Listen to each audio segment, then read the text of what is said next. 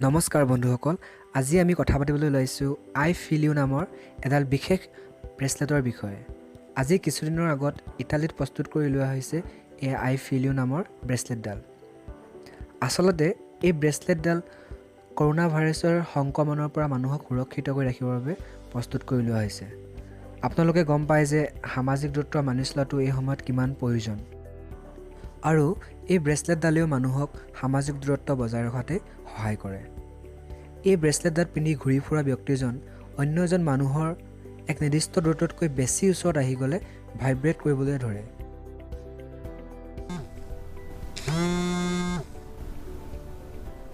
আৰু মানুহজনক সামাজিক দূৰত্ব বৰ্তাই ৰাখিবলৈ মনত পেলাই দিয়ে। কিন্তু ইয়াৰ বাবে সিজন ব্যক্তিয়েও ব্ৰেচলেটডাল পিন্ধাটো অতিকৈ জৰুৰী। এতিয়া জানো আহক এই ব্ৰেচলেটডালেনো কেনেদৰে কাম কৰে। এই ব্ৰেচলেটডালত ব্যৱহাৰ কৰা হৈছে ৰেডিঅ' ছিগনেল, আৰু এই ৰেডিঅ' ছিগনেলে অন্য এজন ব্যক্তি যোনে এডাল পৰিধান কৰি আছে তেওঁ ওচৰলৈ অহাৰ লগে লগে চিনাক্ত কৰিব পাৰে, আৰু এক নিৰ্দিষ্ট দূৰত্বতকৈ ওচৰত অহাৰ লগে লগে ভাইব্ৰেট কৰি মানুহজনক সতৰ্ক কৰি দিয়ে। এই ব্ৰেচলেটডালত GPS-ৰ সলনি যিহেতু ৰেডিঅ' ছিগনেল ব্যৱহাৰ কৰা হৈছে, সেয়েহে প্ৰাইভেচিৰ ক্ষেত্ৰতো আপুনি বহু পৰিমাণে সুৰক্ষিত হৈ থাকিব পাৰে।